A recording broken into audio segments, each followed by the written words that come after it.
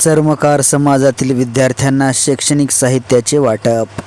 चर्मकार समाजातील गरजवंत विद्यार्थ्यांना रविवारी साई प्रसाद फाउंडेशनच्या वतीने शालेय साहित्याचे वाटप करण्यात आले। यावेळी साई प्रसाद फाउंडेशनचे अध्यक्ष शिवाजी जोगदंड, उपाध्यक्ष गोविंद वाघमारे, सचिव बालाजी वाघमारे, सहसचिव संजय जोगदंड, कोषाध्यक्ष शिवराज कांबळे, चंद्रप्रकाश देगलूरकर व विद्यार्थी, पालक, महिला व अधिजन मोठ्या संख्येने उपस्थित होते।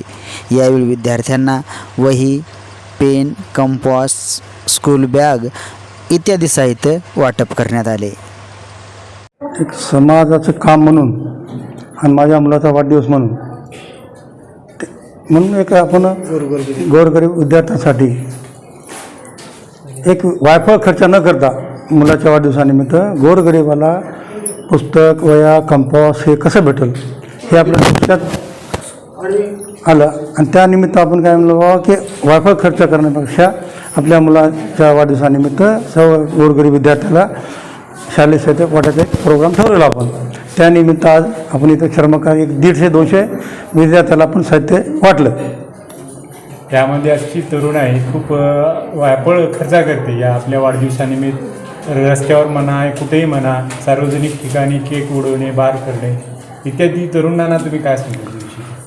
हेच संदेश जर समाजातील काही गोरगरीबांना काही दुसऱ्याने बघितला, समजा तुमच्या माध्यमातून, तुमच्या चॅनलच्या माध्यमातून, तर बरंच काय ते परिवर्तन होण्याची शक्यता आहे सर। आज साईप्रसाद शिवानंद जोगदंड म्हणजेच माझा भाऊ याचा वाढदिवस आहे आणि त्यानिमित्तानेच माझे वडील म्हणजे शिवानंद केशवराव जोगदंड यांनी त्याच्या वाढदिवसानिमित्त आणि साईप्रसाद फाउंडेशन यांच्यातर्फे एक गरजू विद्यार्थ्यांसाठी नवीन योजना आखली आहे। कोणताच समाजातील वंचित किंवा गरीब विद्यार्थी चांगल्या गोष्टीपासून वंचित राहू नये याच्यासाठी माझ्या वडिलांनी पहिलेपासूनच खूप काही केलेले आहे आणि आत्ता देखील करत आहेत। जे मुलं असं बाहेर केक वगैरे करतात, फालतूपणा करून पैसे वेस्ट करतात, तर तसं न करता युवा पिढींनी चांगल्या पद्धतीने पैशाचा वापर करावा आणि आपल्याकडून जेवढे होईल तेवढं गरीब मुलांना प्रोत्साहन मिळेल आणि त्यांना जे काही गरजा आहेत ते पूर्ण होतील असाच माझ्या वडिलांचा नेहमी प्रयत्न राहिलेला आणि यापुढे पण राहील। अजून समाजातील कोणते गरीब व्यक्ती वगैरे असतील तर आम्ही त्यांना विनंती करतो की तुमच्या काही जे गरजा असतील ते तुम्ही आम्हाला सांगा, आम्ही ते तुमची मदत करू। आजच्या घडीला माणसांना 2 प्रकारची भूक असते, एक अन्नाची आणि एक ज्ञानाची।